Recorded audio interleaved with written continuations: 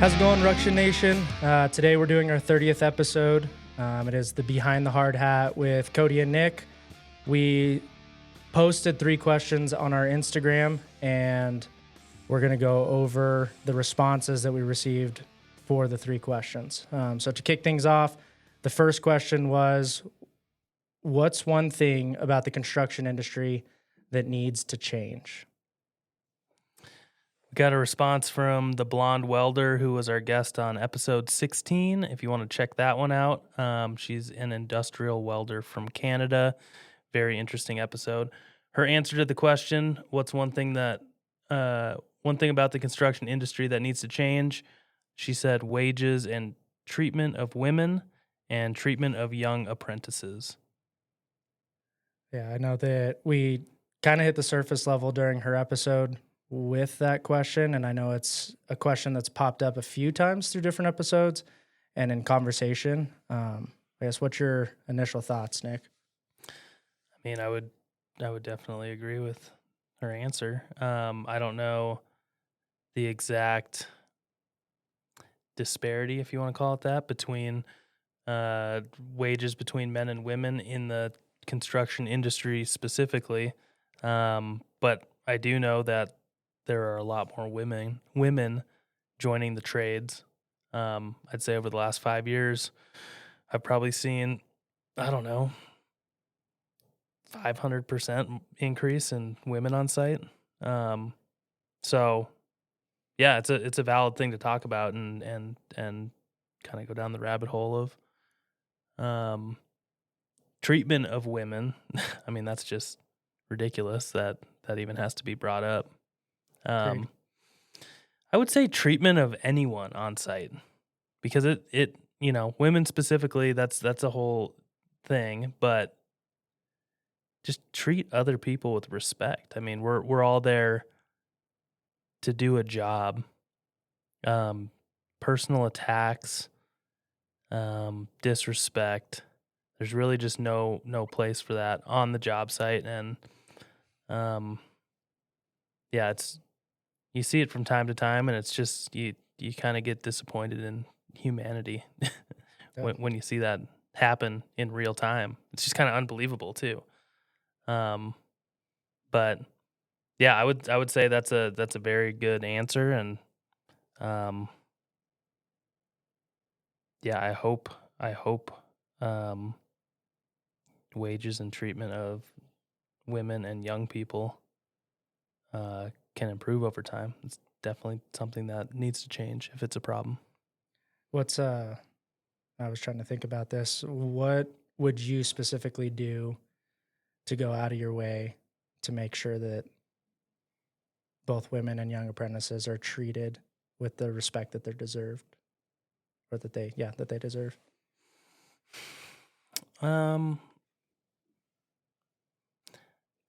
Personally, I just wouldn't change how I treat a young person or a woman, because I expect myself to treat everyone with dignity and respect on site. So I wouldn't really change anything. I feel like if you're going to cater towards someone just because of who they are or what gender they are or whatever, I feel like that's not right either. Should be the same across the board. Comes to, we have a bunch of different races on site too. A lot of Hispanic workers on site. I wouldn't treat them any differently than I'd treat, a white guy. Mm-hmm. But yeah, I don't think there's anything specifically that I would do differently. Yeah, no, that makes sense. Everyone is going there with a common goal, to get a job done and to get paid to be able to provide for themselves or their family. So I agree. The approach shouldn't be different. But I guess, how do we get those rotten apples out of the industry? How do we make it so that it's a cultural thing that everyone is accepted and not them, I think it just comes down to holding people accountable. If you see someone being mistreated, stand up for that person, Yeah. and shut it down. Be the bigger person and step in and at least try to separate the two. If something's going south, send them both different directions for a little bit, and then have some side conversations. See, is this a you know common occurrence? Like, is this a problem? Was this a one-time thing? Did you instigate anything? Like, get all the facts before you crucify someone. But um I don't know. There's just no room for it. Yeah.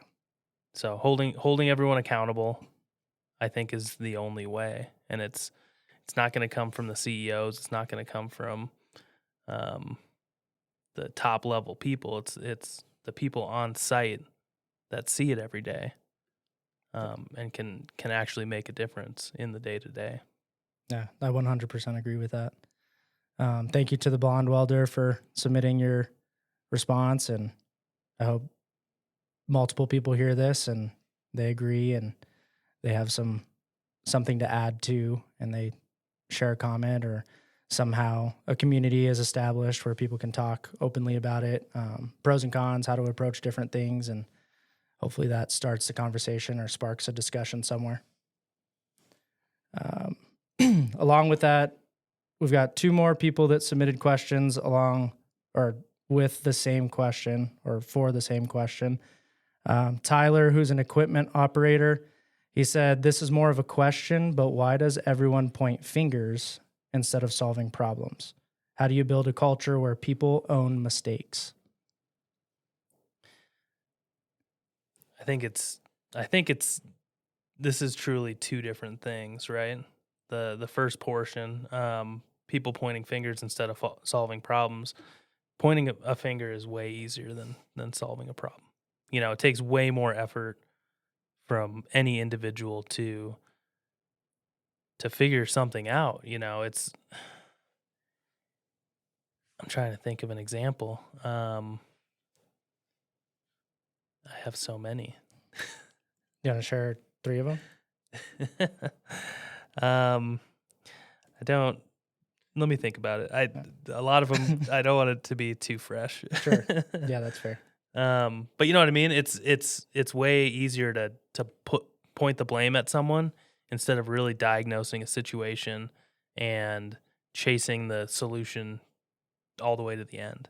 It's you're pushing the problem onto someone else at that point. Sure. When I first read this question from Tyler, my initial reaction was, is it due to lack of experience where you're pointing fingers, or is it because we are so conditioned these days to be like we just want to be comfortable all the time? So kicking the can down the road allows you to feel some sort of instant gratification, or it allows you to feel good in that moment, not thinking about what it's going to do to you however long down the road, or whenever you have to see that problem again. That's what I heard when he was asking this question. I was like, well, it's got to be experience, and it's got to be people not wanting to feel uncomfortable.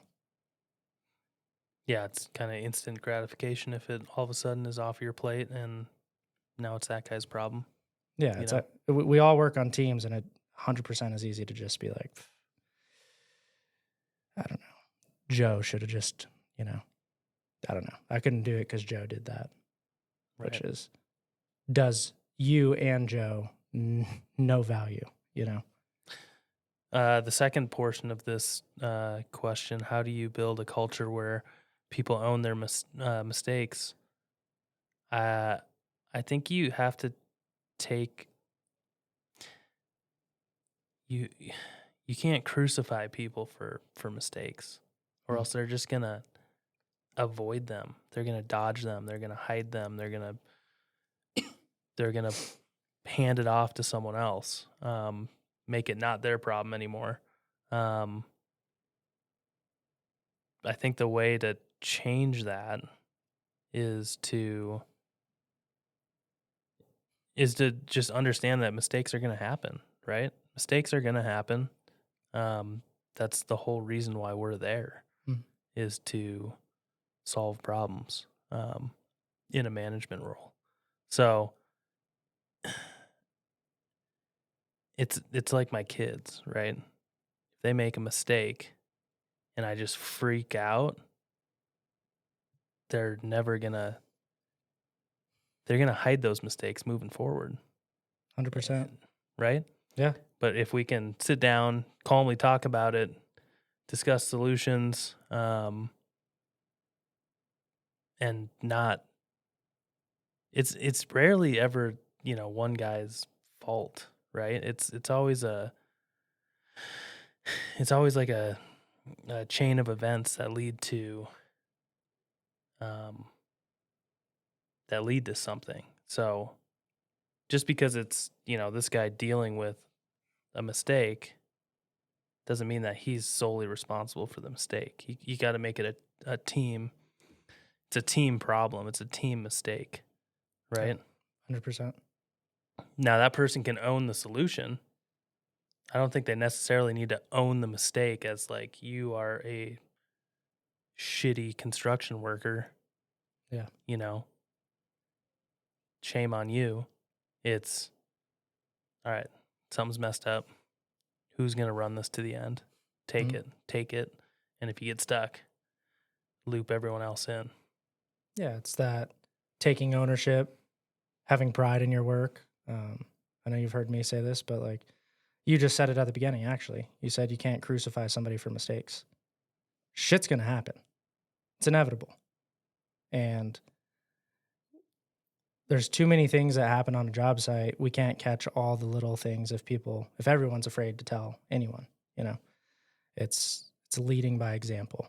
And it's kind of interesting that even the question from the blonde welder, the question from Tyler thus far, it's all just leading by example to create the culture that everyone deserves to work in. So, yeah. And if you do make a genuine mistake, like, I don't know, you didn't flag something off and you dropped a 2x4 off the building and it almost hit someone, just own it. Like, mistakes happen. People aren't perfect. We're not robots. Learn from it. You got to learn from it. That's the main thing.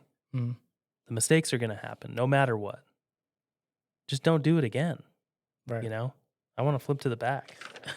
I want to flip to the back of this list of questions we have. And we'll get to this later, but yeah, Nick, a framing superintendent who was way early on, I think episode 5 or 6 or something like that. It was early. Yeah, he said, don't make the same mistake twice and you'll go far in this world. That is a resounding statement that we get on this podcast. And I think people can go far. You can go far. Just learn from your mistakes, correct your mistakes, and take that knowledge forward with you. Yeah, for me, a lot of the reasons that I'm able to see things out in the field is because something happened during an inspection or something happened leading up to that inspection, and it was all a learned thing. So, I forgot to do X, Y, and Z, or I got dinged for whatever it was. I won't do that again. And I think that resonates with a lot of people that are in management, just in construction. It's their experiences based on mistakes, Yep. I'd say 90% of their experience is made on mistakes, whether they made it or they saw someone else make it. Well, that also leads to advice for young people. That's how you grow. That's how you learn. You have to make mistakes, unfortunately. And it is, as shitty as it is during the time when you make the mistake, just know that you're growing. You're 10 years from now, some kid that's 10 years younger than you is going to be in the same situation, and you're going to have some of that knowledge you'll remember, and be able to look back and hopefully help that guy avoid the mistake. Yeah. But you have to make mistakes, and you have to almost put yourself in positions where you can achieve that growth. If you're comfortable all the time, like Cody was saying earlier, there is no growth. You have to be uncomfortable. You have to go through the stress of fixing, something that's gone terribly sideways. And you do that enough times, and you can really see it in, if you have two people next to each other, one's inexperienced, one's experienced, and something happens on site, something bad happens on site, moderately bad, let's say. The inexperienced guy is going to freak out, like hands in the air, like, what are we going to do, running around. The experienced guy will most likely be cool, calm, collected, because he or she's gone through so many of these scenarios where it's not the end of the world. You'll figure it out. You just got to stop, catch your breath, assess the situation, and take it slow, not make a knee-jerk reaction to the situation that puts you in a worse spot than you were in. So we've had multiple people who have talked about their experience, things that have happened on site, and two guys that I want to shout out. Ryan Canoodle, I don't know what episode we had you on, but you talked about a moment of chaos that you had on a job site, and I applauded you for how calm, cool, collected you were, and how you were able to drive a room even in a very, very stressful situation. And then Bobby, who we had on as well, he expressed and shared some stressful situations that he was in, and his experience just took on the entire room because he knew, and he approached this situation with a calm, cool, collected attitude. And in doing that, both parties mentioned they were able to see everything in real time, and they were able to move and adjust. So to the point of having advice for a young guy or even a guy that's been doing it for a long time, slow is fast. If I remember right, those were almost the exact same issues too. They were, yeah. It all had to do water with leaks, water leaks in a multi-story building. Yeah. And I did want to say, I haven't gotten to say this, but this is, if there was a motto for me, something that I've said for probably the last 10 years. I know my friends know this and my coworkers know this, but scared money don't make no money. So you have to just do it. Like you're never going to get the opportunity if you don't put yourself out there in a vulnerable situation. You're never going to grow professionally, personally. You're just not going to grow if you don't take that leap. So, yeah. Yeah, and again, for the younger guys listening, the more experienced people understand, and they may be upset initially with a bad call or a mistake, but the experienced guys do understand that needs to happen. It's better to make a call and get that experience, and it all just comes down to, what do you take away from that mistake or that bad call? You have to take something away, or else it has no value. Yeah. I agree. Last person that responded to this question of what's one thing about the construction industry that needs to change, Ryan, who is a framing foreman, he kind of followed up the question with a question: what's the biggest waste of time on a construction site that nobody talks about? And he put a list of examples in his question: waiting on other trades, looking for materials, poor communication, rework, meetings that accomplish nothing. If I had to pick, out of those examples, I would say I agree with you, Ryan, for poor communication and meetings that accomplish nothing. That's just my take. I think there's a lot of those kind of go hand in hand. I don't think people really fully think through things sometimes. I disagree with your Sure. choices there, Cody. Yeah. I think hands down the biggest waste of time has to be rework. Sure. Which I think the rest of these kind of lead to. Yeah. In a way. You know, you were getting at poor communication, poor planning, you know, meetings just to have a meeting, you know, it all I think it all leads to rework, which you know, something gets missed, something gets messed up, something doesn't get fully thought through or planned for, and yeah, you're standing there, you're ripping drywall down, you're chipping down concrete. I mean, those are job killers in my opinion. Yeah, I agree. Rework as a whole. But I do think that goes hand in hand with communication, just poor communication. Yeah, I agree. Rework is the costly, more visible waste of time, I would say. But I think it all stems back to communication, because so many people get tunnel vision and they forget to do something, or they forget to install something, or they forget to QC something, and then that leads into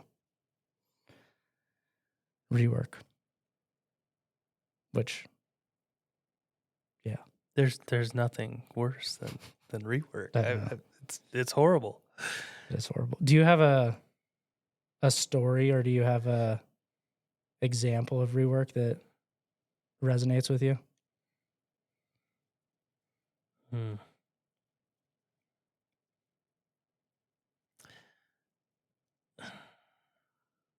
It could be something that you've heard, not that's happened to you. I mean, the water leaks. It all goes back to the water leaks, right? It's probably the worst rework. Yeah. When you got to tear down. I mean, I can. Yeah. Is there anything that jumps out to you? Just a trigger word. Going back to people being afraid to own their shit and putting up Hollywood fronts. I've heard stories of people trying to go super fast,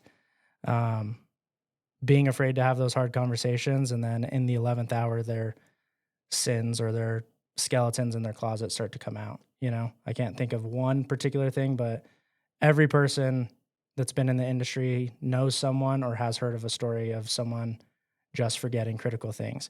And it's easy to just say, I'd never do that.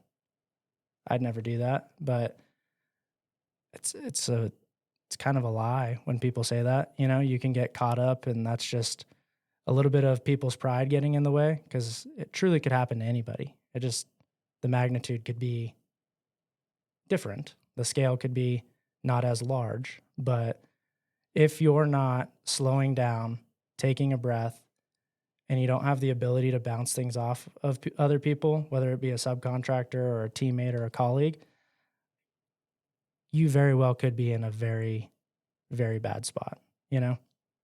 So rework is a killer. I do agree with that statement. And I do agree that communication needs to be better. People need to be more open to have the conversations. Yeah, and just to dive into rework a little bit, for those of you that don't know, yeah, I mean, you'd think it would just be twice as much time, right, to redo something.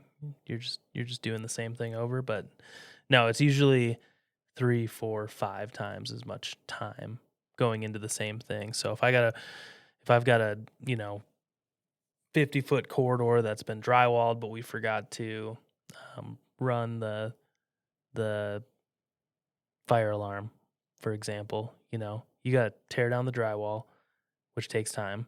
You got to run the fire alarm, which, is extra time. You got to reinstall everything, but you're also trying to do this while you're working on the rest of the building, because you don't want the whole building to fall behind. So it usually goes from, a rough in through drywall of 3 weeks. I mean, this could easily turn into over 2 months that you're working on this one stretch of corridor because you forgot one thing, 10 devices and a couple runs of wire. It can just escalate very quickly. So it's always better to take that extra day if you don't feel super comfortable. And sometimes it's just a gut feeling when you're walking through and you're like, man, something just feels like it's missing in here. Just take the extra day, take some time and really sit down and run through your checklist, right, of everything that you have. To bring someone else in there, get an extra set of eyes on something, can always help too. Yeah. Yeah, there's just a lot to catch in every build. That's great advice, having someone just come through with an extra set of eyes, fresh eyes, because you're looking at the same thing. Yeah, with no agenda, just say, hey, you want to come take a look at this? Mhm. We're getting ready to cover it up. Just want to make sure that we got everything. Something feels like it might be missing to me. Yeah. Simple as that. 5 minutes. Bring a guy up there. Yeah, dude, where's your fire alarm at? Or whatever it may be. Right. No, that's great advice. Just slowing down and finding time in the day to be able to do stuff like that, and then make sure you're not just reacting for everything. I was going to share a story without diving too deep, but a little bit of poor communication and rework. I've got a story, a recent story. We've got a section of roofing, and we've got some curbs for some residential condenser units, and then we also have some future curbs. One person, being me, heard we'll do it later. It's not a big deal. At a later date, turns out we're going to do everything on the plans, like contradicting things, information. If we're doing everything on the plans, we need to do these future curbs then. So we go off on this journey of doing 9 curbs on a section of a building that is making the big push to be able to finish all MEPs, get the drywall started. The roof is already on. The area is dried in, essentially. And we're, I don't know, I can't remember at this point, but I think we were a week, maybe 2 weeks out from drywalling, and we set off on a journey to do these curbs. The original duration in that area, if we would have got all these curbs, would have been the same week and a half to get the residential curbs as well as the future curbs, because it would have happened all in one foul swoop. The production crews would have been able to hit everything at the same time. So that duration would have been a week and a half, maybe 2, just because it was a little bit more work. In my head, building out this schedule, I thought we could do the 9 curbs with weather, factoring it in, being fairly conservative. I thought we could do it in a little bit over a month. It took 3.5 months to get those 9 curbs done. It's twofold, right? There's a few things that happened there. Poor communication on my end, rework that bit me in the ass, and Weather. Yeah, there was weather. There's just so many unforeseens. You're opening a can of worms by kicking the can down the road. If you can, and if it takes just a little bit of time, it's in your best interest to try to get it done. And that's just a more recent, valuable lesson that felt like a waste of time, but it was something that needed to be done. And it did waste everybody's time. It truly did. But it's done. It's behind everybody. But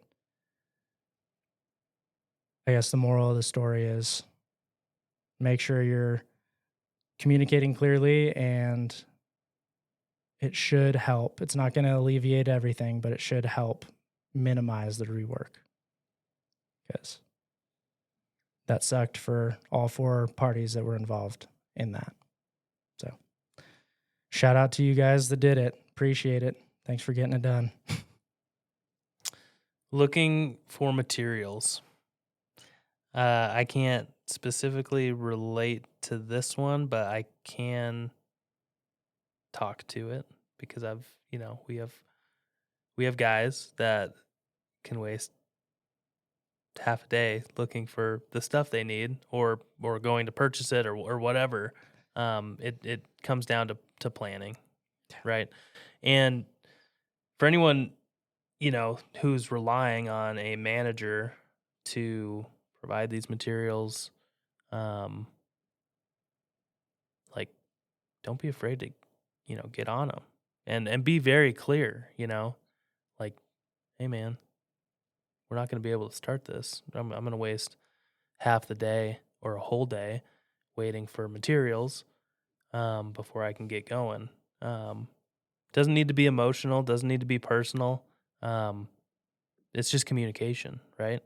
And then, it's organization too, right? Some of these sites get very big. There's lots of stuff. Just, you got to be organized. You got to be able to communicate well. Those are, probably the top two things for almost every issue that we ever run across in the GC world is poor communication, disorganization will kill you. I agree. That kind of goes back to, why does everyone point fingers? That's a perfect scenario. Well, I had so-and-so lined out to do this, and I don't know why he just didn't get it done.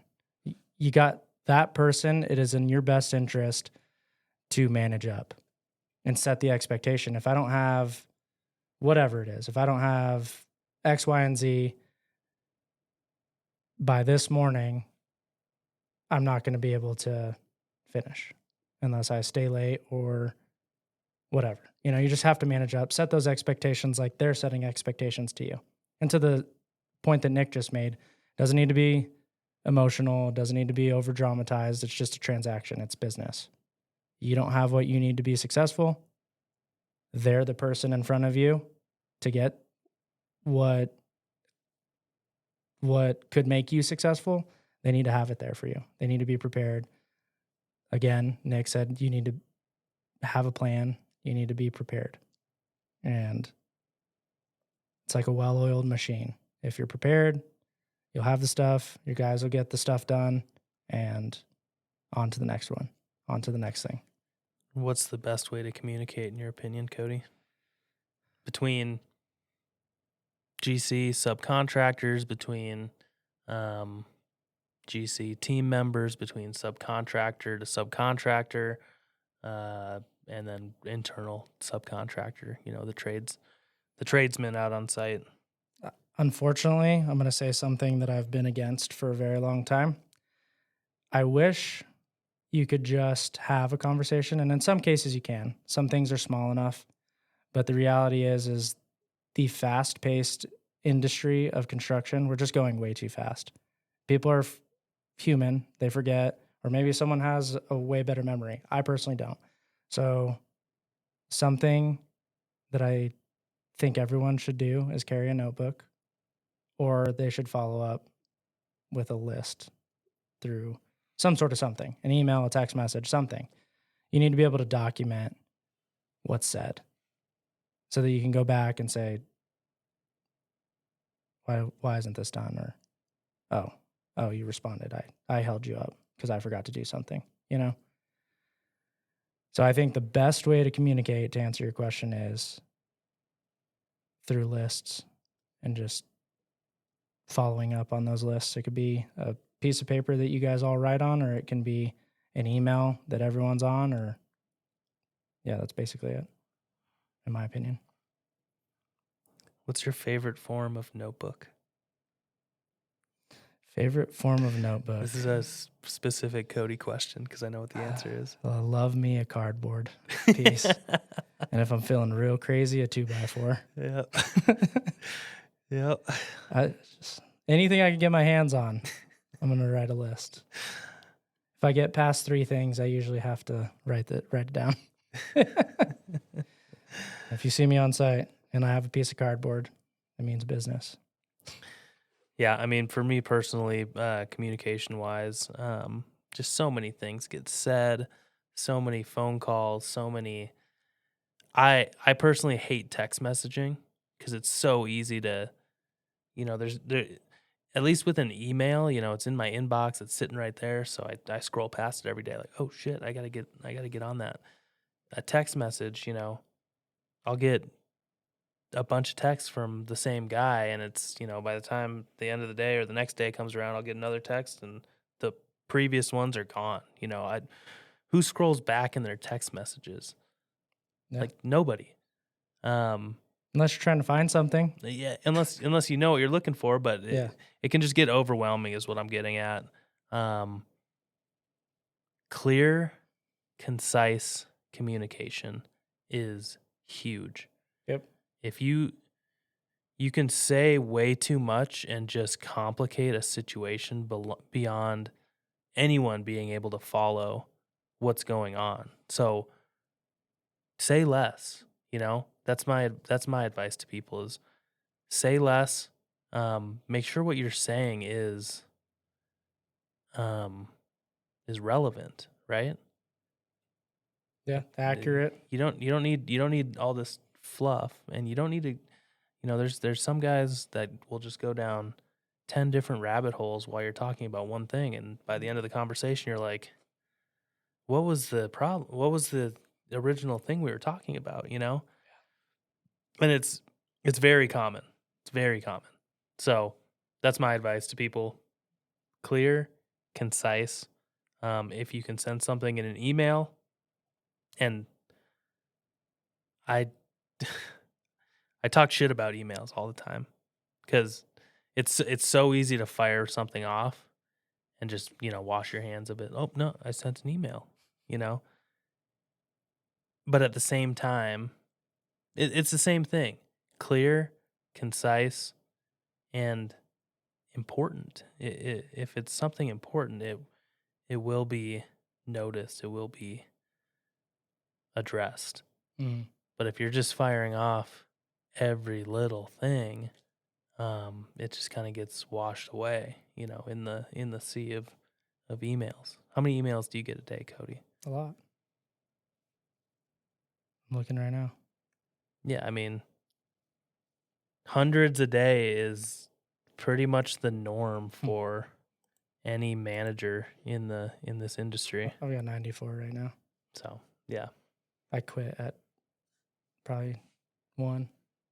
I don't even know how I see that on my thing. I quit it. I had 50 this morning, and then I thought I got through them, but here we are, 94. Yeah, and the crazy part is that's everyone. That's Mhm. everyone in the industry. That's every subcontractor. Any manager is just getting bombarded with information constantly. So if you want to stand out, clear, concise, and not like don't abuse it, right? Yeah, there's a way to use the tool. There's a way to use the tool. It goes for it's up and down. Managers talking to your people working for you or under you. It's the same thing. Clear, concise. Don't over communicate. Over communicating is just as bad as under communicating. You got to find the sweet spot. I agree. Yeah. No, and it could be daunting. Like emails, this, that, and the other, but you said it. Don't over abuse the tool. It can definitely be used in your favor, and it could be beneficial. Meetings that accomplish nothing. Just stop. Just stop. Just yeah. I don't know. It's clear, concise. Make it make sense. Yeah. Can it be solved over a quick phone call, quick site walk, or does it truly need to be? I feel like there's this people feel like they have to talk. Does that make sense? Mm-hmm.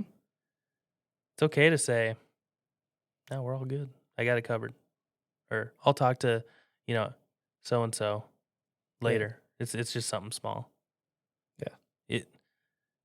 I have a lot of respect for someone that does that. A lot of And- people do that. They feel like they need to solve everything right now.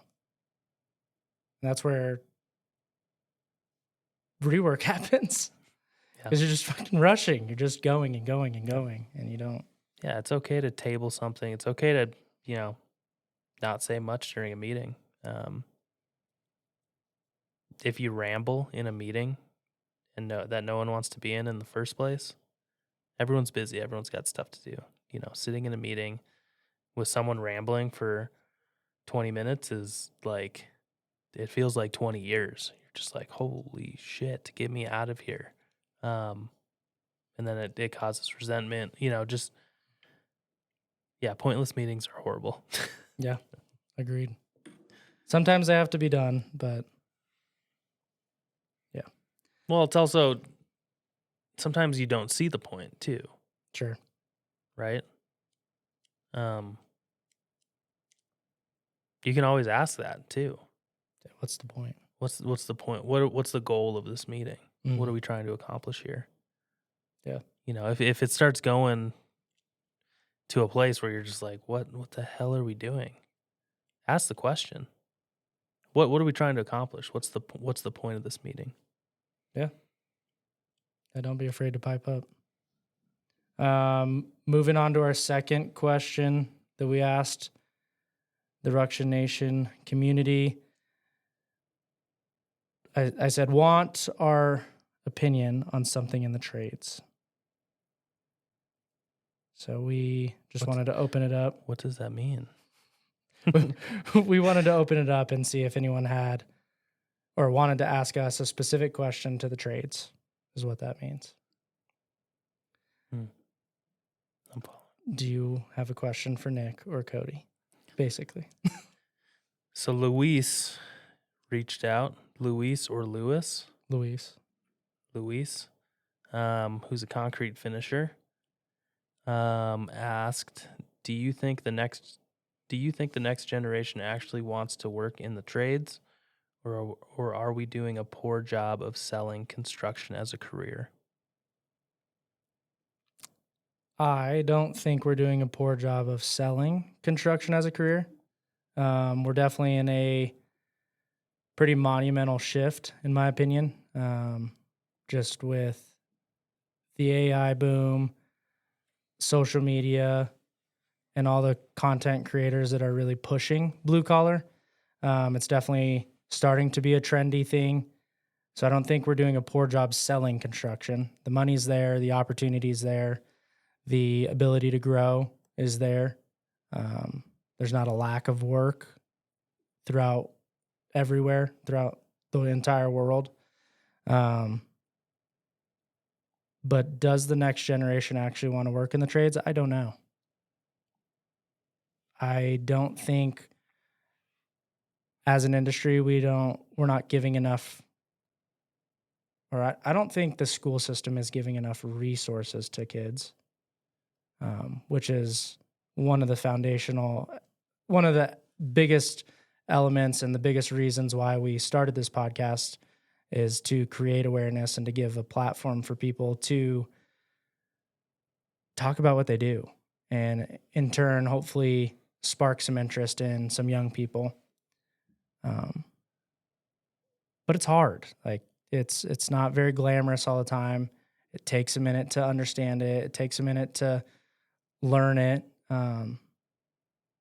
It does take a certain type of person to want to be in the trades. So Yeah, what's fascinating to me is if you go back and you listen to all 29 of our previous podcasts, we always, I think 90% of the time we ask the guest, if you could go back, would you change anything? And I think every time we've asked that question, the answer's been no. Mm-hmm. Yeah. I can't think of one time where someone's like, yeah, I'd go, I'd go this route instead of what I did. That's fascinating to me. And it's hard to sell, right? It is hard to sell. It's not glamorous. It's hard. I think what draws most people in is the money. Mhm.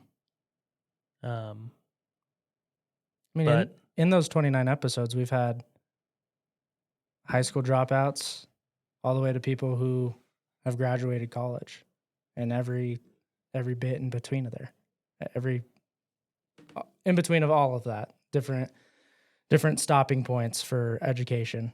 And like Nick said, not one person would have changed what they did. So yeah, it I think most people that get into a trade really, really do enjoy it. I don't know how you can sell that to someone though. You know what I mean? yeah, you just don't know it. Especially a younger person. Yeah, you just don't know what it's like. Like you see it from the outside, and you're like, I don't know, you know. But there's instant gratification. There's Who should be selling that? It's a good question. That's a very good question. Is it the companies because they need people?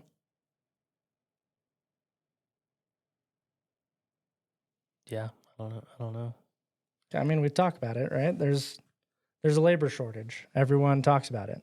I don't know what the statistics are now. I don't know if anything has changed since when we first started last year. But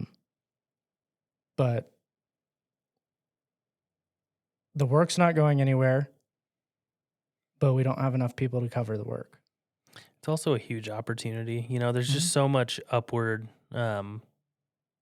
mobility within the industry. Like you're gonna start if you start at the bottom of the totem pole, like you're gonna be pushing a broom, you're gonna be picking up trash, you're gonna be doing very very very you know not glamorous things, but you can move up quick and you can move up really really high. A few of the guys that we've had on started as a laborer, pushing a broom, Mhm. digging holes, whatever it may be. Bless you. Sorry. All, all the way, and they've moved all the way up to, VP roles Right. or ownership roles. There's just so much mobility, and then there's so much side to side mobility. You can always jump to a different trade. You can go into the office. Oh, But my screen locked. oh. You can go into the office. You can go into sales. There's so many options. It's such a big industry that stretches out so far. So, yeah, if you become a laborer for a you know excavation company, Mhm. like that's not where it ends. It's you're gonna be you're gonna have all these opportunities, and like we always say, and a lot of the guys that we've had on say, you got to be patient. You got to be really patient for those opportunities. Go in day one, take pride in your work, be humble, listen, learn, um, make mistakes, learn from those mistakes, work hard.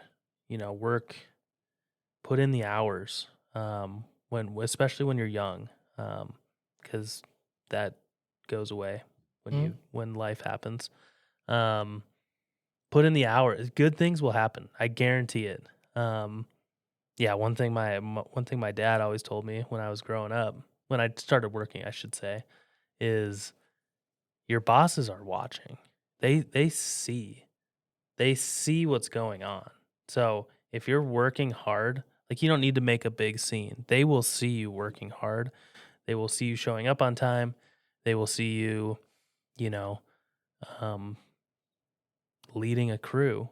I worked in restaurants when I was growing up in high school and college, and I always kind of kept that in the back of my head. Like these guys are watching. They see what's going on here, and it does lead I've always gone from the bottom guy to the top guy, even at a restaurant. I start as a dishwasher and I move up to the manager or whatever. I didn't really ever ask for promotions either, ever. And a lot of the guys that we've had on say that too. Like, I've never asked to move up; it just kind of happened. It's very apparent if you are giving your best effort and you're reliable and people can trust you. Um, yeah, good things will happen. There's a lot of room to grow. Is what I'm getting at. Yeah. So, as far as selling it, yeah, it's a tough one to sell because it's just so big. Yeah. It's hard to understand too. Like, I have a hard time explaining it to my wife sometimes. It's like, well, how did that happen? It's like, well, this guy didn't send this on time, and these guys, they sent their crew away, and then it led to, yeah, we're just a month behind. So it's like it's hard to explain. It's very complex, and there's a lot of moving parts and pieces, and a lot of people involved. Yeah.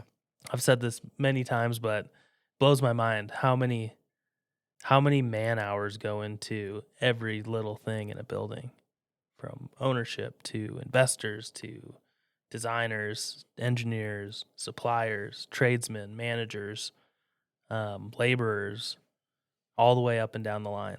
Did we quantify that? I think at one point, 1,000 people touch a job. I don't know. That'd be interesting. Touch a job. Yeah. From land acquisition to turnover. Yeah, that would be interesting to do, like, a big multifamily job, do like a commercial TI build out, Yeah. kind of gauge it across the board. It'd be cool. It'd be cool to see those numbers. To do a stadium, could you imagine? Yeah. That'd be thousands of people. Thousands of people. Yeah. Hopefully that answers your question, Luis. We had another person comment or respond to the question, or to ask Nick and I what our opinion is for something in the trades. Sarah, a project engineer, said or asked, if every project had one rule that everyone had to follow, what would it be?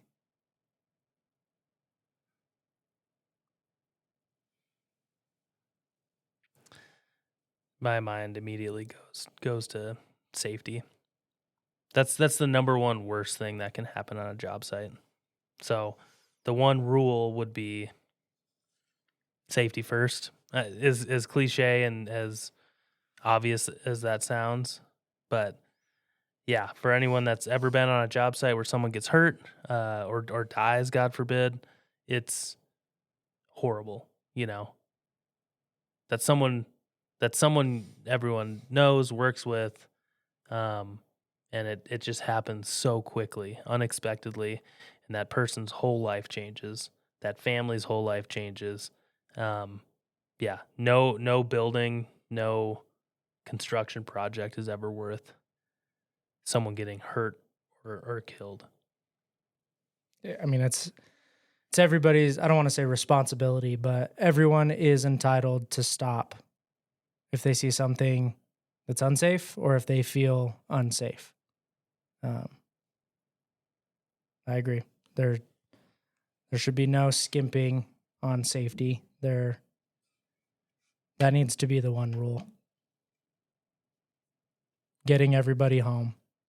As a manager, it is your responsibility to make sure each person goes back home. Gets home whole. Yep, with all your pieces.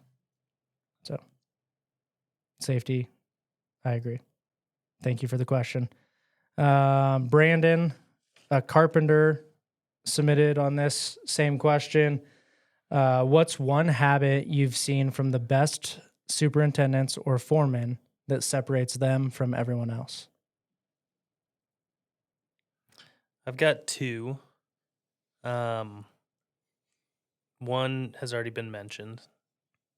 Taking notes. A really good note taker, someone that writes down a checklist and stays organized. That's a big one. I've got 3 actually. So yeah, taking notes. The second one would be following up conversations with an email, documenting, like we mentioned earlier. People just forget things. There's too much going on. If you have an important conversation, document it. Whether it's writing it down, sending out a summary, or putting it in a daily report. It's just really easy to forget things on big projects, especially when there's a million moving pieces at one time. And then lastly, I would say slow down would be probably my biggest one habit that I've seen from the best superintendents is slow down. Problem arises, don't react. Take a minute. Take a day. I can't tell you how many times I've seen a knee-jerk reaction to a problem that just turns into a month-long issue. If you take a week to come up with a solution that doesn't lead to a month-long delay or just a month-long ordeal, it's well worth it. Take the week. Slow down. Not every question needs to be answered immediately. I've also been given the advice of not answering every single phone call, not running to every single problem immediately. I think that's a good piece of advice for a superintendent or a foreman. If someone's responsible for doing a job on site, let them figure some stuff out too. You don't have to solve everything. It's impossible for you to solve everything. So yeah, you don't need to pick up the phone every time it rings. You don't need to run out the door every time someone pops into your office with a issue or question. You can table it. And in fact, that makes that person better too, because they're not just immediately running to the superintendent or the foreman with a problem. If you say, hey, I'm busy, let's talk about it this afternoon, 90% of the time, I'll say 75% of the time, it's usually figured out by the afternoon, and 90%, they're going to have more information. They're going to have something figured out. So yeah, if you run to every problem, if you take every phone call, you're just going to burn yourself out, and you are going to just bury yourself in everything. So Yeah, I agree. I mean, burnout's a real thing in this industry. And it just doesn't stop. So you need to make sure that you have enough time to be selfish with your time. You're not going to be your best self if you're just firing on all cylinders all the time. So I agree with that advice, or I agree with the habits that Nick just mentioned. I guess it was 2 things. It was habits and then also a piece of advice. Not answering the phone and extending yourself is exceptional advice, in my opinion. And then, just following up on notes is a trait that everybody needs to have. Hopefully that answers your question, Brandon. Last question that we rolled out yesterday. What's one lesson you've learned from listening to Ruction Nation? And we got 2 responses for this question. Kevin, Concrete Carpenter, answered the question with a question. If a 20-year-old asked you today whether they should go to college or into the trades, what would you tell them? Kevin, did you mean for this to be a question? We've gotten a lot of questions with questions. I think Yeah. I'm trying to connect the two. Hopefully you've learned from Ruction Nation that you should go into the trades. You should at least try it, I think, is the more important thing. We've said this over and over again. Our guests have said this over and over again.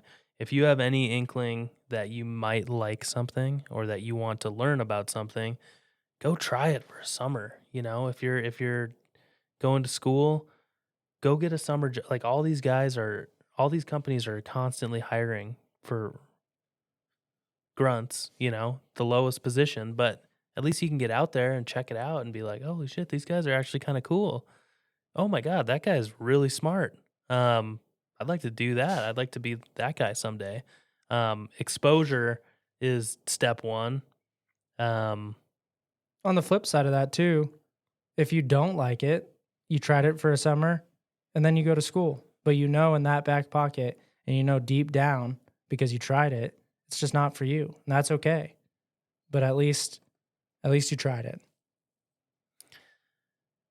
yeah, one thing I've learned over the years is you have time in your 20s to try stuff, Mhm. to make some mistakes, if you want to call it that. It's really not a mistake in the big picture, but um, you should try different things. There's not one path. There's not one route that's going to make you successful and feel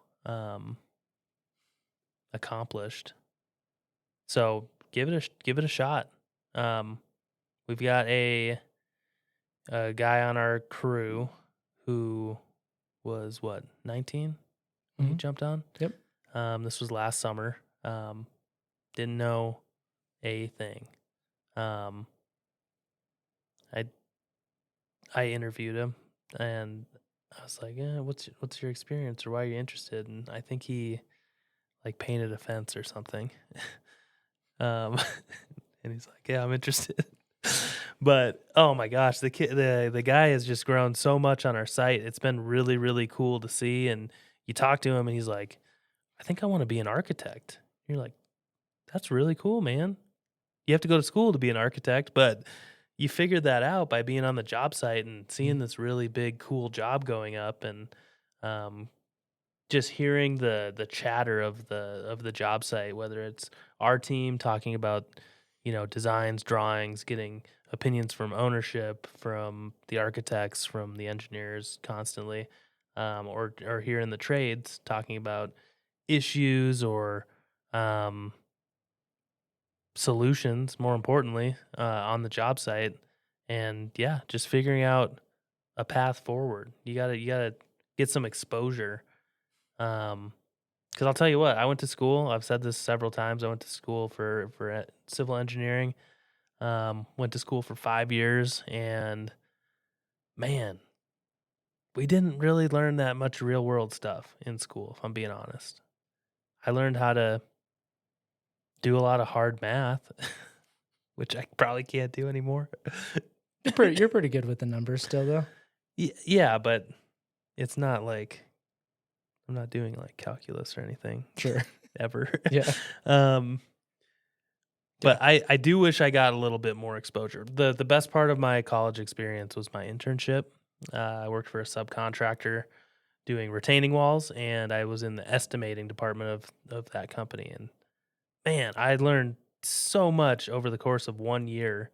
Uh, so I worked there full time over the summer between my junior and senior year, or my fourth and fifth year, and then I worked part time the whole school year too. I went in a couple times a week, It's cool. and it was like a breath of fresh air going to my internship job as opposed to school. I had a break in school for, you know, Tuesdays and Thursdays, and I'd go in for half a day, and I was excited to go just because it was fun. I was learning a lot. Um, you're working with professionals. You're not. There's a difference between working with professionals that do this every day and working with professors who teach you what it should be like in a perfect world. There's a big difference. Sure. So, yeah, just to get back, I'd say don't rule out anything and give it a shot. If you're interested, give it a shot. And just because you push a broom day one doesn't mean 5-10 years down the road you're not going to be in a higher role that you could be at by going to school anyways. So you have to be a sponge. You have to be open-minded. And don't be too prideful to miss out on things. There's like, I didn't say that right. Don't be so prideful that you end up missing out on things. Joey actually put this into great perspective. Go out there and ask. If you're supposed to clean whatever it is for that day, clean that section, and if you have some extra time, go up to somebody and ask them a question. See if they'll show you, if they'll spend some time. I would say 90% of those guys will take you under their wing. They'll want to show you. They'll get that little spark back that they used to have to be able to teach somebody. If it's not there or they tell you no, don't get discouraged. Ask the next person. Someone will find time to teach you. Maybe it's not right then and there, but we need people who are wanting and willing to join the industry. So, and just to follow up, just if there are any high schoolers out there listening, college debt is brutal. I didn't go super far into debt, but I'm still paying off my loans from 11 years ago, which is crazy. So just really think about it. In my opinion, it's kind of criminal what we're doing to young people with the college debt. You don't really understand how that's going to affect you years and years and even decades down the road. So we've mentioned it several times. Some of the guys we've had on have mentioned it as well. You can get your higher education paid for by these companies. Your classes to become certified electrician, plumber, all that stuff. These companies will pay for it. You can come out debt free. And, college is not off the table. Like, you can always go. There's not an age limit on going to college. yeah. So really think about it. It definitely destroys people. I've seen it destroy people, that college debt. It's heartbreaking. Yeah. And lastly, to one lesson that someone's learned from listening to Ruction Nation, Nick, framing superintendent. We've already read this. Don't make the same mistakes twice, and you'll go far in this world. I think that's great advice. Yeah, I've Nick's a super smart guy. Check out his episode. He's actually our framing superintendent on our job site we currently have. I would say, yeah, it's great advice. Sometimes you do make the same mistake twice, though. It's not the end of the world. Eventually, you just got to learn from it, right? Yeah, learn from it. Try to correct it. Try not to make the mistake again. So I agree with that statement.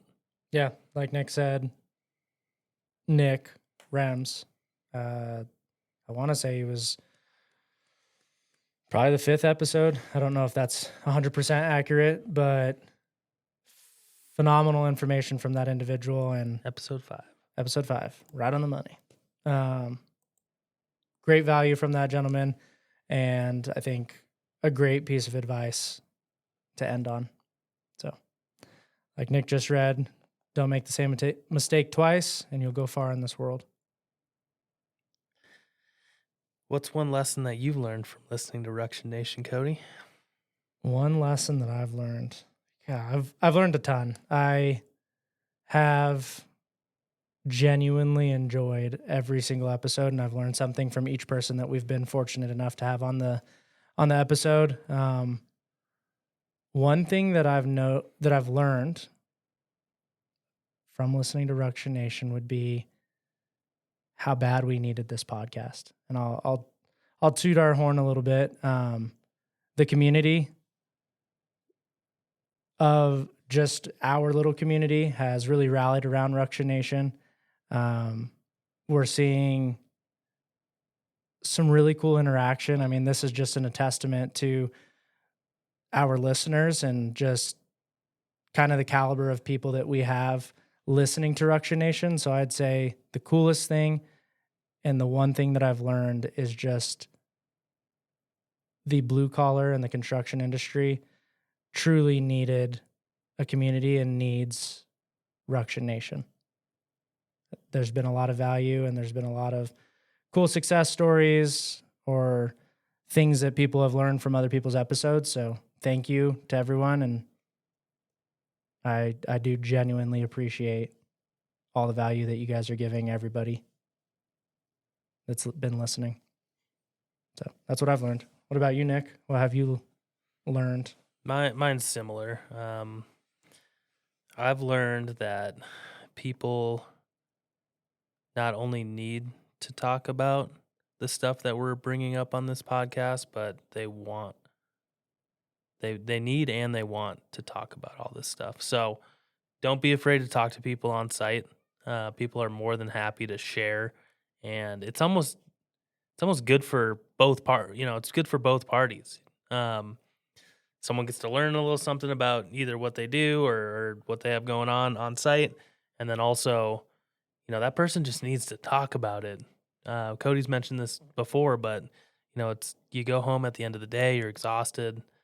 Your family asks you how the day went. And I mean, I think you've said it, you just say fine and just kind of hold it in. It's because they don't understand, you'd have to talk about so much to bring them up to speed. Don't be afraid to talk to people on site. People need to talk. People need to build relationships. That's one thing with a team too, is you should enjoy going in and working around these people. For the most part, everyone's friendly. Everyone's interesting. Everyone's got interesting, hobbies outside of work. It's fascinating how different everyone is. And we got guys that are building homemade campers that we've had on this podcast. We've got avid golfers, fishermen, hunters, family, family husbands and family men and women. We got people that, just all kinds of different backgrounds. It's fascinating where people come from, their stories on how they got to where they're at today. So that's what I've learned the most, is people need to talk about this stuff and people want to talk about this stuff.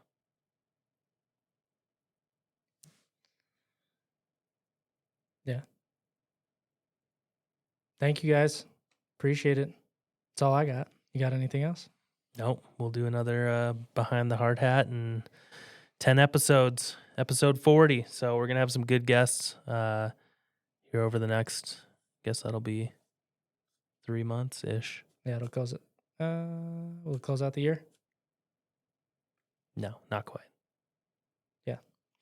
Yeah. Well, thank you guys for your time. And I hope you guys have some takeaways. Please feel free to comment if you want to keep the conversation going. We'd love to see it. And if you want to submit any questions or thoughts, comments, concerns to us, we'd be happy to see it. Thank you.